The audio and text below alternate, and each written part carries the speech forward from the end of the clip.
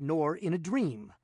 Yet when I described the monster, which I distinctly saw and calmly surveyed through the whole period of its progress, my listeners, I fear, will feel more difficulty in being convinced of these points than even I did myself. Estimating the size of the creature by comparison with the diameter of the large trees near which it passed, the few giants of the forest which had escaped the fury of the landslide, I concluded it to be far larger than any ship of the line in existence. I say ship of the line because the shape of the monster suggested the idea. The hull of one of our 74 might convey a very tolerable conception of the general outline.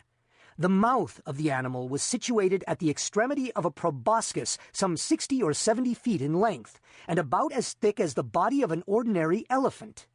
Near the root of its trunk was an immense quantity of black, shaggy hair, more than could have been supplied by the coats of a score of buffaloes. And projecting from this hair downwardly and laterally sprang two gleaming tusks, not unlike those of the wild boar, but of infinitely greater dimensions. Extending forward, parallel with the proboscis, and on each side of it, was a gigantic staff 30 or 40 feet in length, formed seemingly of pure crystal and in shape a perfect prism. It reflected in the most gorgeous manner the rays of the declining sun. The trunk was fashioned like a wedge with the apex to the earth. From it there were outspread two pairs of wings, each wing nearly 100 yards in length, one pair being placed above the other, and all thickly covered with metal scales, each scale apparently some 10 or 12 feet in diameter.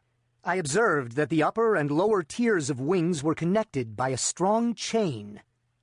But the chief peculiarity of this horrible thing was the representation of a death's head, which covered nearly the whole surface of its breast, and which was as accurately traced in glaring white upon the dark ground of the body as if it had been there carefully designed by an artist.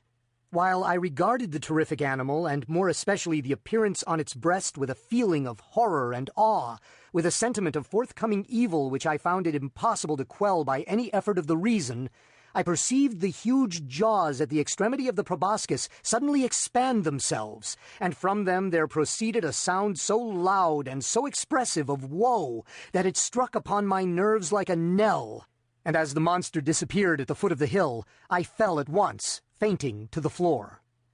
Upon recovering, my first impulse, of course, was to inform my friend of what I had seen and heard, and I can scarcely explain what feeling of repugnance it was which, in the end, operated to prevent me. At length, one evening, some 3 or 4 days after the occurrence, we were sitting together in the room in which I had seen the apparition, I occupying the same seat at the same window, and he lounging on a sofa near at hand. The association of the place and time impelled me to give him an account of the phenomenon. He heard me to the end, at first laughed heartily, and then lapsed into an excessively grave demeanor, as if my insanity was a thing beyond suspicion. At this instant, I again had a distinct view of the monster, to which, with a shout of absolute terror, I now directed his attention. He looked eagerly, but maintained that he saw nothing, although I designated minutely the course of the creature as it made its way down the naked face of the hill. I was now immeasurably alarmed, for I considered the vision either as an omen of my death, or worse, as the forerunner of an attack of mania. I threw myself passionately back in my chair, and for some moments buried my face in my hands. When I uncovered my eyes, the apparition was no longer apparent. My host, however, had in some degrees resumed the calmness of his demeanor, and questioned me very rigorously in respect to the confirmation of the visionary creature. When I had fully satisfied him on this head, he sighed deeply, as if relieved of some intolerable burden, and went on to talk, with what I thought a cruel calmness, of various points of speculative philosophy, which had heretofore formed subject of discussion between us. I remember his insisting very especially, among other things, upon the idea that the principal source of error in all human